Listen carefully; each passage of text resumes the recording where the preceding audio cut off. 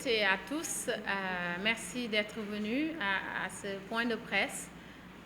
Nous souhaiterions partager quelques informations avec vous à propos d'un événement qu'on organise sur Dakar, au Grand Théâtre, le 17 octobre, un dîner de gala, 18 et 19, une formation et puis un séminaire sur le leadership féminin. Je vais aller un peu plus dans les détails pour vous expliquer le pourquoi de cet événement. Donc, je me présente, Sokhna Ndiaye. Je suis la fondatrice du campus africain et du leadership au féminin qui s'installe à Dakar. C'est un projet que je porte depuis quelques mois avec des femmes de la diaspora, d'Afrique et du monde entier qui souhaitent impacter le plus de femmes possible dans le monde, mais aussi des jeunes hommes. Mais on a choisi de commencer par cette porte des femmes parce que le champ est large dans le développement de notre continent africain. Comme on dit chez nous, chacun doit faire sa part et il faut commencer par quelque part. Donc, si on veut impacter dans cette société et contribuer dans un développement, pour moi, en tout cas, en ce qui me concerne, je pense qu'il faut le faire avec ce qu'on sait faire. Donc, j'ai décidé de partager mon expérience dans l'enseignement supérieur, dans la formation professionnelle, après 20 ans de vie en France, où j'ai travaillé pour les plus grandes écoles françaises et audité des plus grandes écoles françaises sur leur système académique, etc. Je me suis dit, je peux partager des choses avec des gens de mon pays et de mon continent. Donc, c'est le projet que je porte, ce qui a fait que j'ai quitté la France pour rentrer ici au Sénégal avec famille et enfants. Donc, on espère que ce projet va trouver écho aux oreilles de tous les Sénégalais, mais aussi de tous les Africains, parce que c'est un projet panafricain. Qui commence au Sénégal, parce qu'on connaît ce pays, et puis j'ai commencé mes études ici, jusqu'à la licence à l'université Cheikh Anta Diop, ainsi qu'à l'ISM avec un bachelor avant de partir en France. Donc je connais les deux systèmes, et l'idée c'est de construire des synergies pour travailler vraiment main dans la main dans les territoires, accompagner des femmes mais aussi des hommes sur leurs projets entrepreneuriat, sur leurs projets personnels, apporter des formations techniques, des formations aussi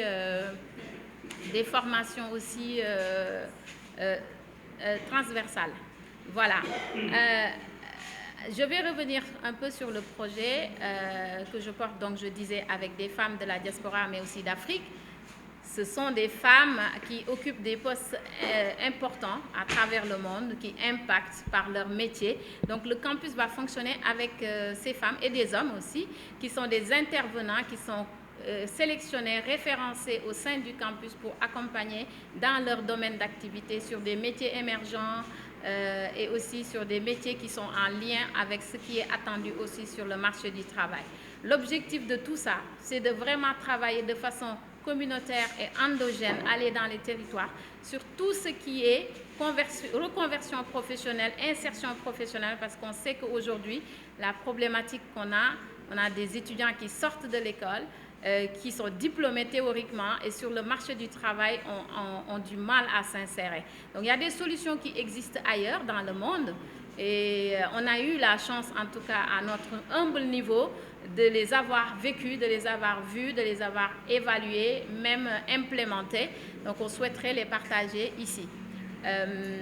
Alors, je vais vous présenter quelques membres de l'équipe. Donc sur ma gauche, c'est des jeunes femmes qui travaillent au niveau du campus et qui sont très du campus qui va être formée avec des projets personnels qu'elles ont.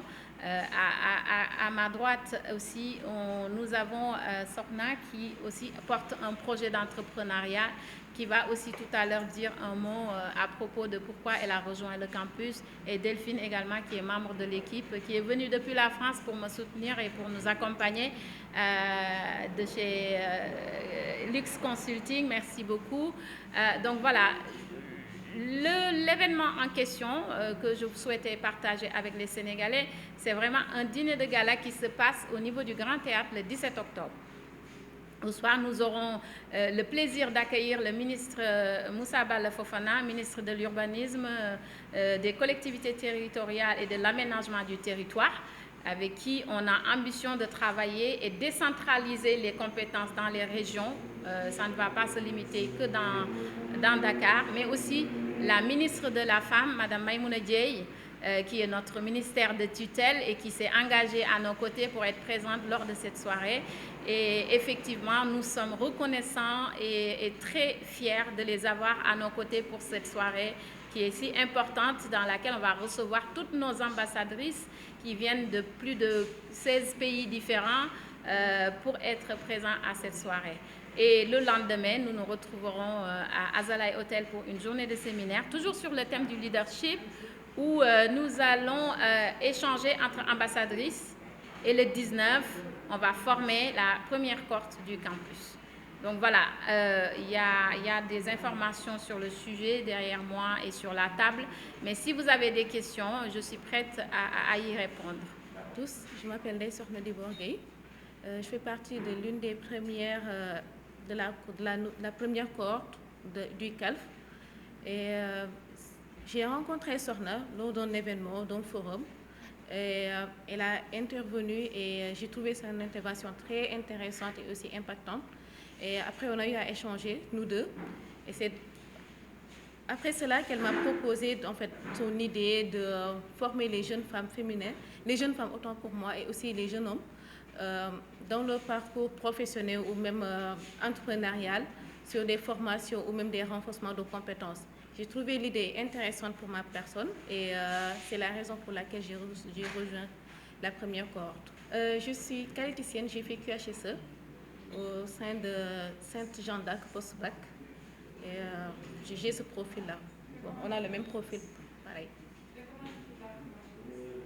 Alors, peut-être que bon, certains pourraient me jeter en fait la prière pour ceux qui ont fait d'autres formations.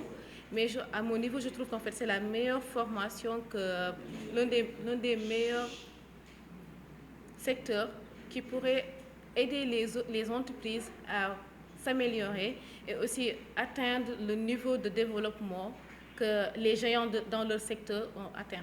Par exemple, je parle de ceux qui sont à l'extérieur, à savoir aux États-Unis ou bien même dans l'Europe. Au Sénégal, il y a ces secteurs et des entreprises qui connaissent ce profil du QHSE. Mais jusqu'à présent, je trouve qu'en fait, il y en a certains qui n'ont pas encore compris, alors que l'impact que ce profil a dans les entreprises est à mon niveau très important pour leur performance et l'amélioration de leur processus. Le QHSE est assez large. Il y a la partie qualité, il y a la sécurité et aussi l'environnement. Moi, j'ai débuté dans les chantiers, donc c'était plutôt la partie safety, sécurité. Et à ce niveau-là, il y a ces qualités d'observation et de réactivité qui sont très appréciées parce qu'il y a les risques, donc il faut avoir un véritable sens de l'observation pour pouvoir identifier, les détecter, et aussi une réactivité pour pouvoir mettre des actions préventives ou correctives aussitôt pour limiter des accidents, les éliminer si ça se présente, si ça c'est possible, ou même faire de sorte qu'en fait, veiller à la sécurité et aussi à la santé des employés et les aider à faire le travail à l'enceinte de leur structure et pouvoir rentrer sains et saufs chez leur famille.